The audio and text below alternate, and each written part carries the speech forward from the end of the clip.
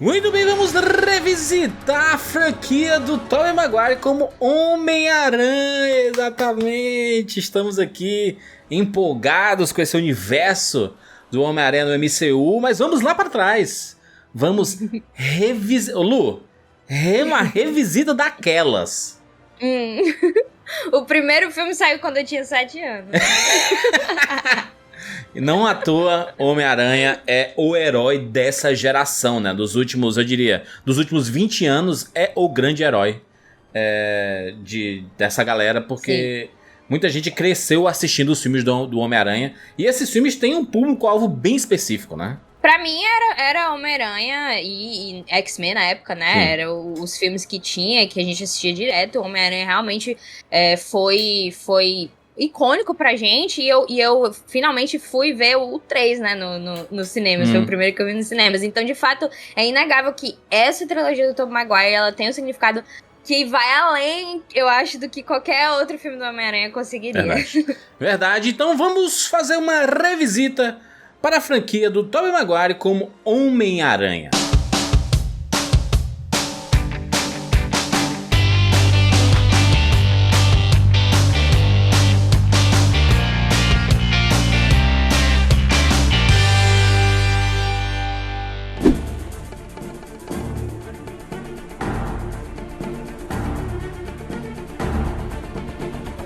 O primeiro filme foi lançado lá em 2002, no longínquo ano de 2002, quase 20 anos desse primeiro filme. Lu, eu acho que você fez a mesma experiência que eu de revisitar esses filmes. Qual foi a primeira sensação, depois de ter acompanhado aqui vários filmes do MCU, vários filmes dos X-Men, né, a franquia inteira dos X-Men que saíram nos cinemas, os filmes da DC e tudo, revisitando esse filme que é um grande marco na história do cinema de super-herói. Qual foi a tua primeira sensação, assim, assistindo? Eu acho que o primeiro em si, ele acaba sendo um pouquinho antiquado, né? Em termos de estilo, ele acaba, quando a gente, depois de todos esses filmes que você citou, ele acaba sendo algo que parece, tá um pouquinho datado esse aqui, parece um pouquinho velho, até o próprio estilo, até as próprias atuações, elas acabam sendo um pouco mais dramáticas do que a gente tá acostumado. As coisas hoje em dia são um pouco mais sutis, né? Esse filme é um pouco mais exagerado, as reações e tudo mais. Então eu acho que no primeiro, quando eu vi o primeiro, e na verdade eu não vi em ordem, tá? Quando eu tava revisitando, eu vi completamente all over. Então, tipo, quando eu vi o primeiro, eu fiquei, isso não é tão legal quanto eu achei que fosse. O que é algo totalmente diferente do 2, que depois a gente fala. Entendi. Mas o primeiro em si, eu senti que talvez na época que eu assisti, eu gostasse mais da sensação que eu tive hoje em dia. O que não é o caso com o 2, mas a gente tá no 1 aqui. O primeiro, quando eu assisti na ordem, tá? O primeiro, o segundo e o terceiro, eu assisti os 3 filmes no cinema. E foi muito legal revisitar, porque eu acredito que o 2 especificamente foi o filme que mais passou na televisão. Isso fortalece muito o filme na sua cabeça, no imaginário popular e tudo. A cena do trem era aquele com as graças assim, era o que passava na propaganda. Isso, então o 2 é muito mais forte, obviamente que é o melhor da trilogia, mas o primeiro é legal porque ele tem a cartilha certinha do filme de super-herói, né? E especificamente do Homem-Aranha. Eu acho que ele tem a essência do que é o personagem do Homem-Aranha. Do sacrifício, porque a gente tem aqui já 3 franquias do Homem-Aranha, né? Temos o Tobey Maguire, o Andrew Garfield e o Tom Holland. O Tobey Maguire, ele é o Homem-Aranha pé rapado, que passa real dificuldade financeira, né? Você vê ele passando perrengue financeiro pra pagar coisa, pra não conseguir fazer nada. Ele chama a Mary Jane pra sair, ele disse, eu só tenho $7,84, sabe? Assim, nada dá certo pra ele. Nada. Simplesmente ele é uma aranha bem azarado, assim, né? De tropeçar, de ser desastrado. E aí a gente pode falar também do Tobey Maguire, né? Porque o Tobey Maguire, ele faz um Homem-Aranha... ele virou o referencial de Homem-Aranha porque foi o primeiro que a gente viu em live action, em filme, né? Em seriado a gente já tinha visto e tal. Só tinha o Spider-Man, o Homem-Aranha japonês. Mas aqui foi o primeiro exemplo de como fazer um Peter Parker e um Homem-Aranha nos cinemas, tendo o retrospecto da franquia não é o Homem-Aranha que eu mais gosto, Homem-Aranha, tá? Com o Peter Parker, talvez seja o Peter Parker mais interessante. Eu vejo que o Peter Parker dele é um Peter Parker mais introspectivo, ele é muito tímido, né? Ele tem uma timidez ali, e que ele vai se soltando aos poucos à medida que ele vai se entendendo como super-herói, né? Eu admito que esse aspecto dele, quando eu era criança, quando eu assistia, sempre me incomodava o fato de que ele não conseguia as coisas, né? Que ele sempre atingia um problema e ele ficava sempre perdendo e tal. Principalmente no 2 isso acontece várias vezes. Então, algo até interessante que no 3, quando ele tem aquele momento, né, de ele mudar a personalidade dele, em decorrência, né? Dançando. E tal. E quando ele fica... Eu lembro que eu gosto muito do 3, tá? Já adiantando. Mas eu lembro que o que eu senti foi que, caramba, eu prefiro essa vibe um pouquinho mais confiante, divertida dele. Sim. Confiante e divertida, porque... O Peter do Tobey, que na época não tinha nenhum outro referencial, então pra mim ele era o Homem-Aranha, ele sempre foi meio loser mesmo. Ele era, tipo, cara, completamente perdedor e tal. E nem quando ele estava com o Homem-Aranha, ele tinha tanta... Sim, ele sofria bullying. E mesmo quando ele tava com o Homem-Aranha, como se os vilões sempre, tipo, conseguissem levar a melhor dele de qualquer forma. Então, quando eu conheci os outros Homem-Aranhas, né, eu pude entender melhor, talvez, o que eu esperaria de um Peter Parker. Mas à época, eu amava ele. O Homem-Aranha era o meu herói favorito, né? Na verdade, ele continua sendo. O Homem-Aranha, pra mim, ele continua sendo o melhor herói. Mas eu digo, eu adorava aquilo, era o meu único referencial. E eu acho que, em termos de estéticos, até, eu diria, o que o Sam Raimi fez com a trilogia inteira é incomparável. Eu diria que ninguém conseguiu, de fato, fazer nas franquias seguintes... O estilo visual que o Homem-Aranha em si, como um herói, passa na tela. Lutando com os vilões e as acrobacias e tal. E toda essa questão, eu acho que, nesse sentido, o Homem-Aranha dele era muito bacana de ver. Mas o Peter Parker dele, eu sempre, mesmo criança, eu ficava... Ai, cara, vai lá, tu consegue, vai lá, chama ela pra sair. Fala alguma coisa, né? Tipo assim, fala alguma coisa, caraca, ela tá aí, mano. Eu gostava do Harry... Porque, tipo, o Harry era pra ser o cara, né, descolado e tal. E aí o Harry é bacana, vai lá, faz igual ele. O Tobey Maguire, ele já não era mais tão jovem assim, né? Pra fazer o Peter Parker da high school ali, né, da escola. E tudo, mas ele vende esse personagem. Porque ele é meio assim, né? Meio coisinha, né? Meio pequenininho. Inclusive, e tudo. A gente tem um vídeo, né, Júlio? Como está o elenco de Homem-Aranha. Por favor, link aqui na descrição pra você ver como é que está o elenco desse filme que é um marco na história do cinema de super-herói. E a gente repassou todos os grandes personagens de Homem-Aranha pra você ver como é que eles estão hoje, né? Ele coloca o óculos, né? E aí ele tira. E quando ele coloca o óculos, fica embaçado. Quando ele tira, fica normal, assim. Que ele se vê assim no espelho, ele tá forte, assim. Porque antes a gente tinha visto ele sem camisa e ele tá, tipo, mais magrinho, assim, né? E depois ele tá fortão, assim. A gente, caraca, mano. É legal a cena da escola, a Mary Jane andando. Aí ela dá uma tropeçada assim, aí ele pega tudo assim. Então, tem coisas que são legais dele como Peter Parker. Mas ele é muito desanimado. É um Peter Parker muito desanimado. O bom é que o personagem do Homem-Aranha nos quadrinhos, a gente teve várias épocas, várias versões deles. E o que a gente tem nos cinemas são adaptações dessas várias versões, né? Tem o Peter Parker do Tobey Maguire, ali a gente tem o do Andrew Garfield, que é um pouquinho mais descolado, é da versão mais Ultimate. O Tom Holland é meio que a mistura dos dois, assim, sabe? Ele mistura o Tobey Maguire e o Andrew Garfield, assim. Então, a gente tem uma mistura ali. Mas eu gosto bastante dessa trilogia do Homem-Aranha do Tobey Maguire, que foi o que me apresentou pro cinema de super-herói, basicamente. Ele e X-Men, eu já tinha visto. Eu vi os filmes do Tim Burton nos cinemas. O primeiro não, eu vi o segundo. O Batman Retorno eu vi no cinema, 1.500 pessoas no cinema. Mas eu tinha visto já alguns filmes de super-herói, mas não, sabe, ainda era aquela bobajada do Batman e Robin. Não tinha ainda, sabe, não tinha entrado ainda nesse universo. Mas X-Men e Homem-Aranha, principalmente, foram dois filmes, assim, X-Men 1 e 2. O 2, cara, o X-Men 2 e Homem-Aranha 2, cara, que dupla. Porque, eu vou dizer, que época maravilhosa pra você começar nesse universo. E eu digo que o primeiro filme do Homem-Aranha, ele é caricato nas atuações, principalmente tem o William Dafoe fazendo as caretas dele, parece o Jim Carrey, né, meio que ele é a bem bocona, não sei o quê. Mas eu acho que eles ainda estavam entendendo como adaptar um quadrinho pro cinema. Quando a gente vai para as outras franquias também, elas também têm o seu próprio estilo narrativo, mas eu acho que o Sondheim em si, como eu disse, ele deixou tão claro o estilo dele que ele pegou uma adaptação e ele foi muito fiel ao que ele estava querendo fazer. Então, por mais que ele tenha, vamos adaptar esses elementos pro jeito que a gente quer fazer, a gente vê muito do Sondheim. Então a gente sabe que o Sondheim, ele é conhecido pelas obras de terror dele, né? Era, inclusive, é o motivo pelo ele é mais conhecido.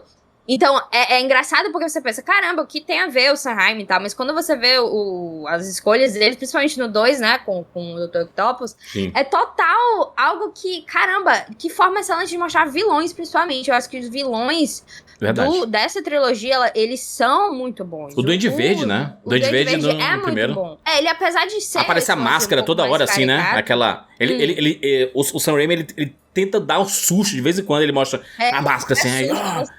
Aquela cena do prédio em chamas, né? Que ele tá lá se disfarçando. A velhinha, assim. Fica lá e fica... É muito assim, tipo, completamente maniqueísta, mas é o que funciona totalmente. E era um pouco assustador pra mim, né? O próprio Duende Verde, ele era, de fato, ele tinha essa vibe um pouquinho mais assustadora, que funciona demais. E o fim do filme também, né? Muito emocionante, assim, diria, quando, né, acontece aquele embate entre ele e o que ele fala, o Duende Verde fala no fim, é pra não dizer pro Harry, tipo, meu Deus do céu, eu fiz merda, não falo pro Harry, por favor. E aí se cria toda a questão de que... e aparece o Homem-Aranha colocando o corpo morto na cama, e caraca, por quê? E o Harry, né, aí começa a história de vingança com o Homem-Aranha, o que eu acho bem bacana também. Então, apesar do filme ser um pouco antiquado, eu acho que em termos de história de origem, em termos de estabelecer quem é o personagem, estabelecer o que a gente vai ver no futuro, ele funciona muito, muito bem. Geralmente, quando a gente tem franquias assim, o primeiro filme, ele é se ele for bem feito, né, ele é, de fato, um primeiro passo pro que vai ser a obra-prima, que é o segundo. A gente tem vários exemplos disso em filmes de herói, né, com o próprio, por exemplo, mais recente, Batman Begins, e o The Dark Knight. Então eu acho que com Homem-Aranha 1 e 2 funcionam dessa forma também. Porque eu acho que o 2 é uma obra-prima inegável. Isso é fato. O primeiro ele tem algumas cenas marcantes, assim, tipo o beijo de cabeça pra baixo na Mary Jane, que é uma cena icônica da história do cinema. Se você pensar assim, beijo de super-herói, de universo super-herói, você lembra desse beijo.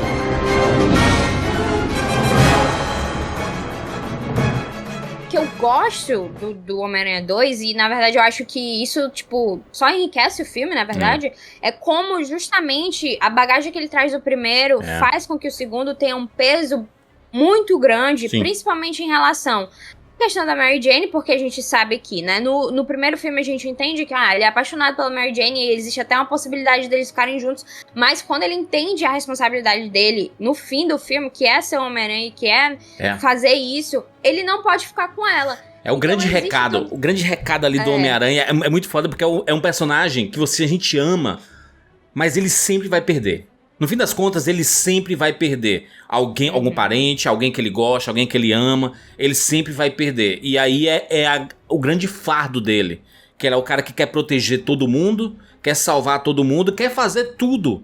E no fim ele não consegue fazer nada bem, porque ele chega atrasado nos lugares, ele nunca tá quando ele marca alguma coisa... ele coloca em risco todo mundo, por isso que ele não pode se revelar. Eu acho que essa trilogia faz muito bem isso, sabe? E no segundo filme fica mais escancarado isso, né? A problemática dessa questão de ele não tá conseguindo viver a vida dele como Peter Parker por causa do Homem-Aranha, existe essa questão da dualidade, né? As duas personalidades em si. É o grande tema do filme. E como ele... Cara, qual será realmente que é meu caminho, né? Porque...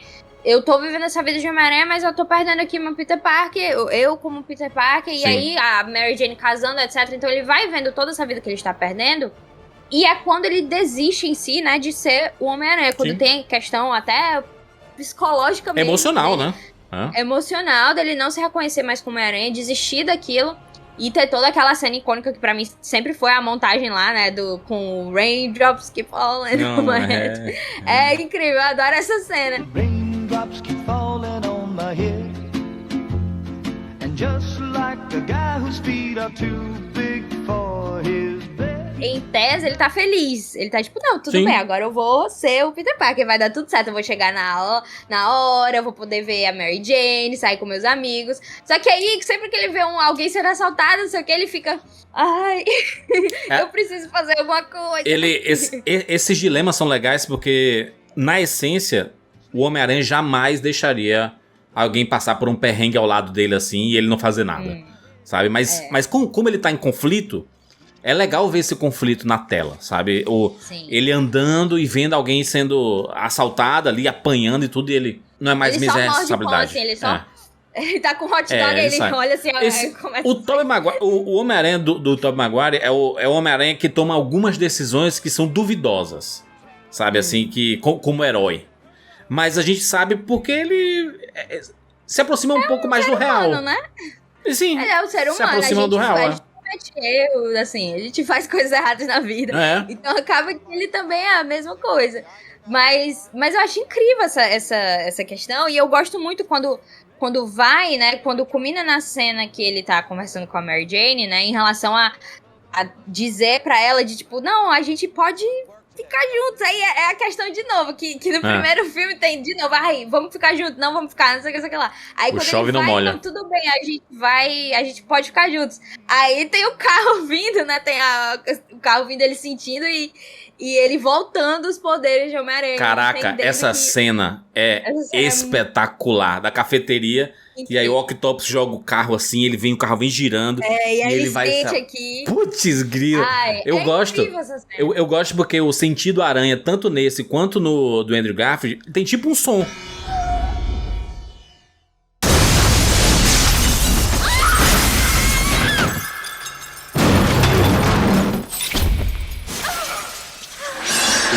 Vai acontecer alguma coisa, sabe? Mas é um sinal pra você... A gente tá vendo um filme, né? A gente não é o Homem-Aranha. Então a gente é uma forma da gente saber que ele sentiu algo, né? Nessa cena, né? Quando isso acontece e tal, e aí ele tá tudo destruído lá, e ele fica olhando. Aí de novo tem o lance do óculos, né? Dele tá com o óculos, aí, eita, eu vou ter que tirar. Eita, ele joga fora o óculos, né? Ele voltou. E é um momento muito de realização dele entender que Mary Jane, é o seguinte, não vai dar de novo, tá, Mary Jane? Não vai estar dando. Há 10 minutos atrás eu queria, mas agora, sinto muito, desculpa aí. E assim, cara, o Dr. Octopus é excelente. É um dos melhores vilões do universo de HQs. Eu lembrava, fazia tempo que eu não assistia o 2, e aí eu lembrava, e quando tem a cena de que, lá no início, né, quando ele vai apresentar o projeto, o Dr. Octavius vai apresentar o projeto e aí o Peter tá lá, aí o Harry vai chegando, Prêmio Nobel, Otto, Prêmio Nobel. Eu tinha isso na mente, tipo, eu tinha isso gravado aqui, de tanto que eu assisti esse filme quando era criança. É muito engraçado. O Prêmio Nobel, Otto, Prêmio Nobel. Aí, melhor visual do James Franco na trilogia, né? Que ele tá com tipo uns mullets assim. Ele tá bem. Eu gostava muito. Eu gostava muito do Harry. O Playboy Badass. E aí o Peter constrói essa relação com o Dr. Octavius como, né, tipo, meio que aprendiz e mestre, etc. Sim. Porque nessa trilogia a gente entende também como o Peter é inteligente, na verdade. Que ele é muito estudioso, ele tem muito conhecimento. Ele só não tem tempo. Ele vai pra faculdade. Ele só não tem tempo, mas ele é muito inteligente. É algo que ele fala, né? Ah, você não tá fazendo as coisas direito. Você tem muito potencial, mas você não tá se dedicando. E aí isso é estabelecido. Aí depois, quando ele, né, começa a ser vilão e tal, é muito mais poderoso quando se tem um vínculo, né? Entre herói e vilão. Sempre em todas as histórias, sempre é mais poderoso assim. E acaba deixando o fim, naquele momento lá do negócio, no fim, bem mais icônico também. Porque o próprio Dr. Octopus, ele percebe, né? Ele fica... Eita. Fiz merda. E quando tem a transformação dele como Octopus, é um filme de terror, né? O Sam Raimi ali brilhando, né? As garras tendo vida própria, e matando a galera, assim, meio que assustador. E a gente, caraca, meu irmão, o Sam Raimi aqui tá loucaço. Tem até uma curiosidade disso que eu sempre falo, em questão de trilha sonora, porque nesse filme, o Sam Raimi falou pro Danny Elfman, né, que era o parceiro dele, disse, olha, nessa cena eu quero algo bem Hellraiser, tipo, bem mesmo, faça aí, bem parecido, bem igual. Aí o Danny Elfman ficou, não quero fazer algo igual a isso, eu quero fazer algo meu. Esse filme, foi isso, por causa desse filme que eles trataram, enfim, no terceiro o Daniel foi meio que, não, tchau. Não quis. Mas aí, eles trataram tanto que aí o Sam Raimi só pegou a música de Hellraiser e botou. Então é a música de Hellraiser que tá É nostálgico pra mim a trilha sonora do Homem-Aranha 1 e 2, mas não é um tema que fixa muito na minha cabeça, sabe? Aquele... Ai, Júlio, não, sim. Júlio. Não, é nostálgico, entenda. É nostálgico. A do Andrew Garfield, pra mim, ele é um pouco mais... Eu consigo fixar muito mais. A gente vai brigar aqui. Iremos. Mas no fim, a trilogia do Tobey Maguire, ela tem uma música tema, que é a Hero, do Nickelback. E é isso. Não, é cada... Os 3 filmes tiveram música. O primeiro é o Hero, do Nickelback. O segundo é o menos conhecido, que é o Ordinary, do Travis. Train? Não sei, uma das coisas assim. E o terceiro é do Sin na Fire, do Snow Patrol, que o clipe é o menininho na peça. É tão fofinho esse clipe, é muito lindo. And the confusion and the aftermath. Mas Nickelback é um clássico. Tinha trilha sonora. O 2 teve um álbum que foi, tipo, icônico, esse álbum do 2, que era um álbum de música e de trilha também. Sim. Então, enfim, eu acho, pra mim, a trilha sonora do Homem-Aranha Sam Raimi é superior em... Entendi. Mas assim, o bacana é ver que o Octopus, ele não era ruim, né? Ele não era uma pessoa ruim. Ele foi sendo... a ambição dele em conseguir realizar o sonho dele acabou consumindo, né? E interferiu totalmente o comportamento dele. O Norman Osborn, ele já era o vilanesco. Saca? Era o vilão ou o bicho ruim. Ele já não tinha intenções muito boas, né? Exato. As intenções dele já eram meio assim. E o Octopus ali... É por isso que é legal aquela redenção dele ali, no final, né? E ele se sacrificando e vendo que fez as coisas e que poderia dar muito ruim. E o Homem-Aranha convencendo ele na palavra, né? Coisas que outros filmes tentaram replicar e não conseguiram fazer. Mas esse filme é uma obra de arte, porque ele consegue entregar luta, consegue entregar efeitos. Cara, é muito foda o Octopus andando assim. É. E é um filme mas de... ele no prédio também. Quantos anos? Lindo assim. 17 anos. 2004, Caraca, maluco. Quase 8 anos aí. E é um filme que realmente te entrega. Você entende, cara. É um filme de 17 anos atrás. Você sabe que os efeitos especiais não vão estar... Mas não te incomoda, não incomoda. Ao contrário do primeiro, que eu me incomodo um pouquinho, nesse aqui não me incomoda nem um pouco. E falando de coisas icônicas, né? A gente tem que falar da cena do trem.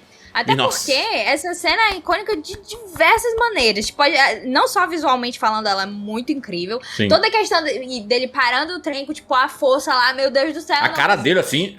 A cara dele completamente, meu Deus, eu não vou aguentar mais. E a galera segurando ele depois quando ele cai, depois botando ele de volta pra ele, dizendo, meu Deus, ele é só um menino, ele é meu filho. Mas ele é o herói, ele representa a gente, isso é muito foda, o seu segredo tá guardado com a gente. Ele se colocando na frente dele quando o Octopus chega lá, enfim. É muito linda essa cena.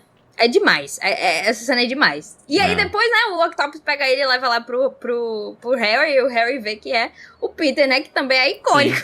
Porque você descobrir que, meu Deus, pra ele meu melhor amigo matou meu pai, né, na mente dele. Então, incrível. E no fim, a Mary Jane acaba sendo sempre colocada em risco, né, porque era exatamente tudo aquilo que... Todos os personagens todos que interpretaram o Homem-Aranha na história, sem falar assim, eu vou afastar do meu amor porque ela vai estar em risco. Meu filho, se você tiver ou não com ela, vai estar em risco. Então fique logo com ela, deixa de queixa aí, sabe? Então, é meio que a percepção deles no fim é meio que isso, né? No sentido de... Cara, não adianta não, passei 2 filmes caindo aqui, me jogando, a galera me segurando. O Octopus levando a Mary Jane lá pra cima, soltando pra baixo, e puxando, e não sei o quê. A Kirsten Dunst só gritando, ela vive gritando nessa trilogia. Mas é incrível também, tá bem marcado na minha mente também quando ela vê ele, assim, quando ela vê que ele segura, né, o negócio, e ela vê ele, ela fica até tipo, meu Deus, você... É muito legal também, E aí é foda, porque o jeito que termina esse filme, ele é muito emblemático, porque ela fala assim, não, vamos, tamo junto, a gente vai ficar junto. Que ela ia casar, né? Ela ia casar. E ela tá correndo com fugiu, e não sei o quê, encontra o Peter. E aí ele se beija, não sei o que. Ela, não, vai lá, tigrão. E aí ele vai e aí o filme termina com a câmera nela, triste. Porque ela sabia que a vida dela ia ser isso. Quando surgir perigo, ele iria ter que ir embora.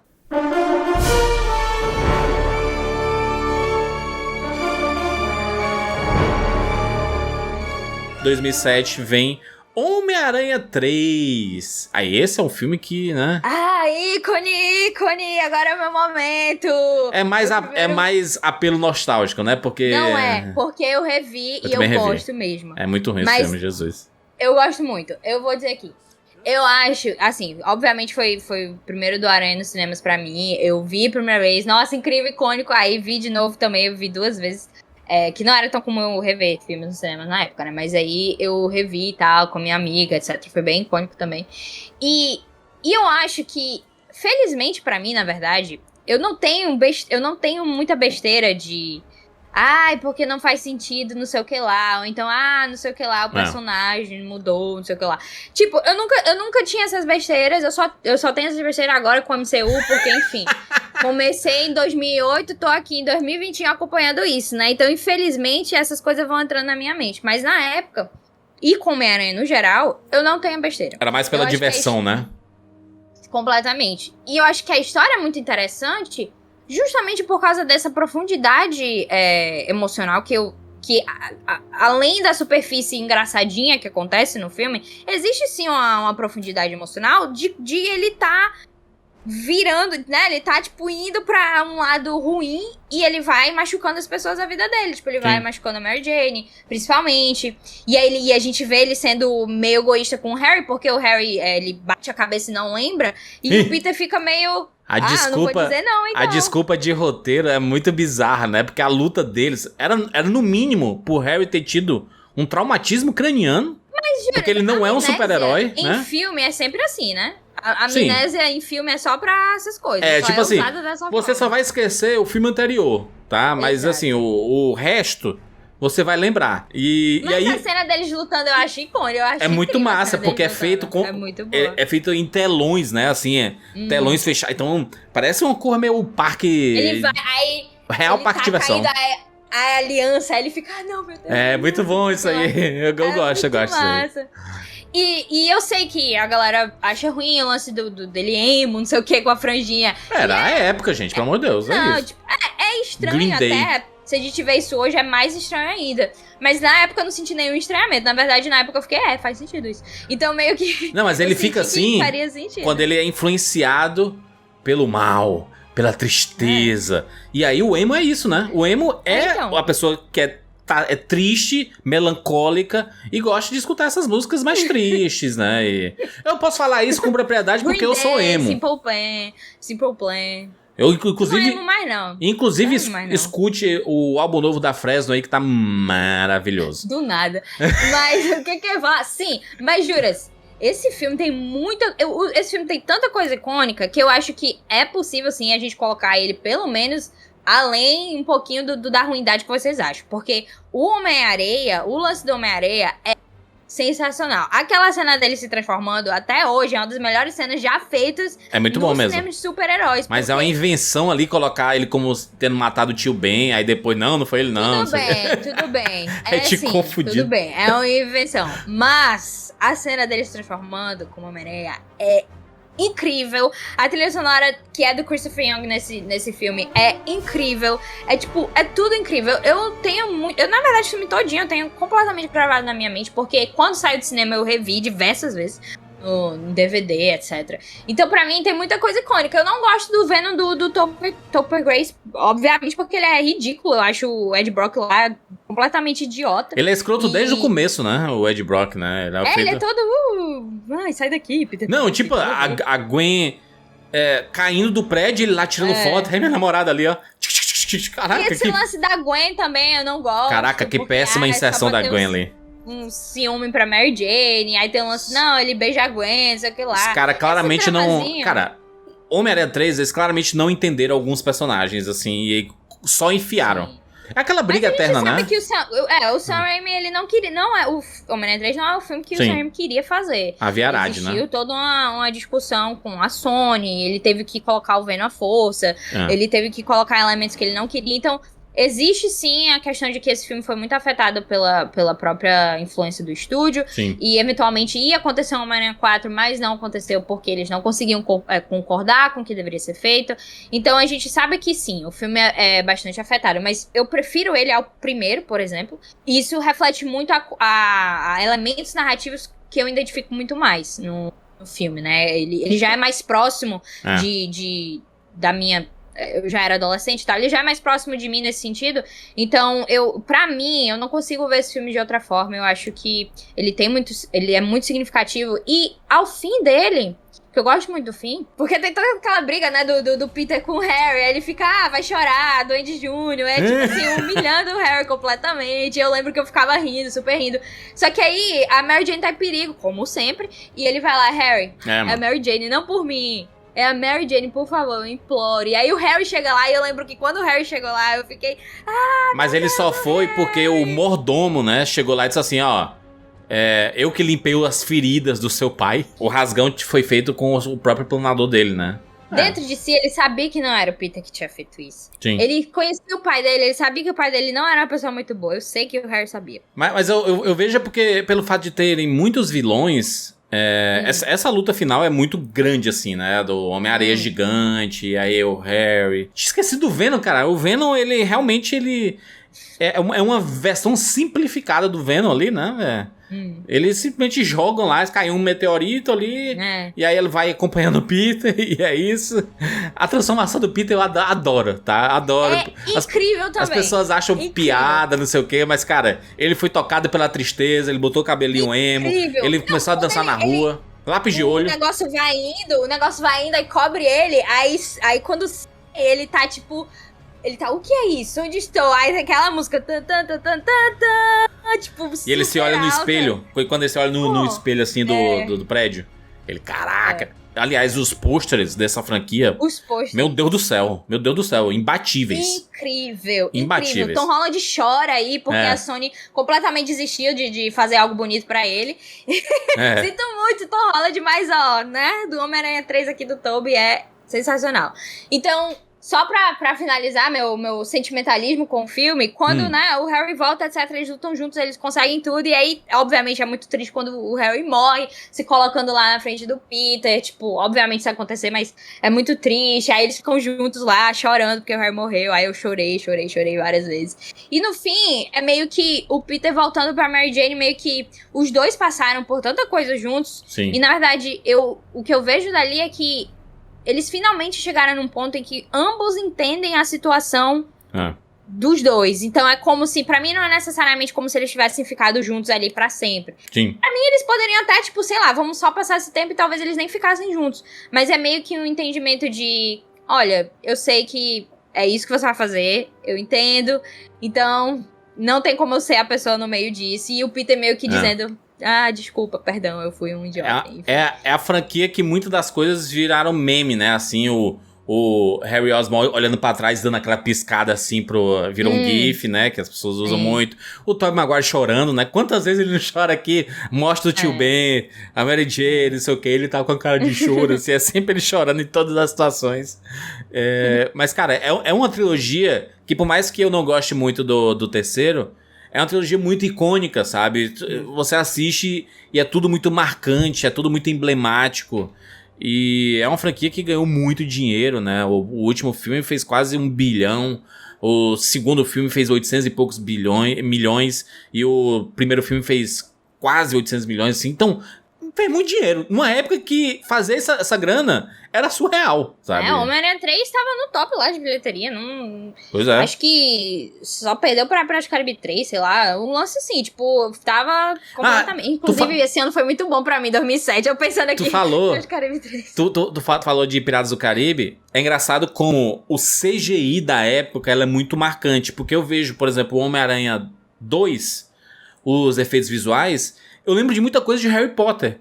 Porque parece que era a mesma galera que fazia os CGIs e é muito parecido o CGI de um e de outro, assim, de como que os personagens se comportam, eram meus bonecões, assim, que foi usado até em Matrix Reload, sabe, no Revolutions. Existia uma técnica de CGI na época que foi muito replicada, né? E aí no 3 ele dá um salto, né? Porque é tudo melhor no 3. Em 2007 também foi o ano de Harry Potter 5, Ordem da Fênix. E de Transformers. Aquela, né? Eu tô lembrando aqui porque todos esses eu vi no cinema mais de uma vez. Aí eu fiquei, todos esses filmes. 2007 foi um ano incrível pra mim. Inclusive, quando eu comecei a entrar aí nesse cinema. O CGI de Transformers é excelente, do primeiro Transformers, assim. Muito bom. Você acredita real que são seres vivos ali, sabe? Que são robôs. A transformação deles é muito legal, assim. Eu gosto muito dessa época do CGI, porque é uma época transformadora pro cinema. E tem muita coisa que não foi vencida pelo tempo ainda. Você olha e... Diferente do primeiro Homem-Aranha, que você olha e diz assim... esse Duende Verde aqui, né? Na sacada ali, é tudo muito CGI, ele chegando, as assim... As explosões ali, um pouco estranho. Mas a conclusão que eu diria é que, pelo menos pra mim, a minha percepção da coisa é que a trilogia dele continua intacta, assim, continua sendo a melhor. Obviamente o Andrew Garfield não teve uma trilogia, o Tom Holland tá tendo agora, mas Tom Holland pra mim já perdeu, não tem como o Tom Holland conseguir uma trilogia melhor do que a dele, então acho que é icônico por diversos motivos, por ser o primeiro, por ser da minha infância também, por ser uma época que a gente não tinha todos esses filmes de heróis, então acaba sendo muito mais importante também. Influenciou então, toda essa geração de filmes de super-heróis, né, essa trilogia, com certeza. Sim. Então acaba sendo algo que vai se manter no tempo. Eu acho que a gente sempre vai ver a trilogia dele como algo icônico, né? Como a gente se refere ao próprio Batman do Nolan e também o primeiro Batman em si. Então, enfim, eu acho que é incrível, ótimo, perfeito. É isso. O que é defesa pra você em Homem-Aranha 3 é defesa pra mim nos filmes do Andrew Garfield. Mas isso é assunto pra outro vídeo, que a gente vai analisar os dois filmes do Andrew Garfield aqui como Homem-Aranha. Tem link aqui na descrição, se você está assistindo depois, a gente já lançou aí. Aproveita para se inscrever no nosso canal e clicar no sininho para ser notificado a cada vídeo novo. Gostou desse vídeo? Quer que a gente faça mais vídeos do Revisitando, né? Revisitando grandes clássicos aí que foram importantes para a história do cinema, principalmente esse universo de cultura pop, filmes, sei lá, do começo dos anos 2000 que são marcantes demais, que seria bacana revisitar. Deixa aí nos comentários as suas sugestões. Se você gostou desse vídeo, joga o like e a gente se encontra na próxima. Tchau!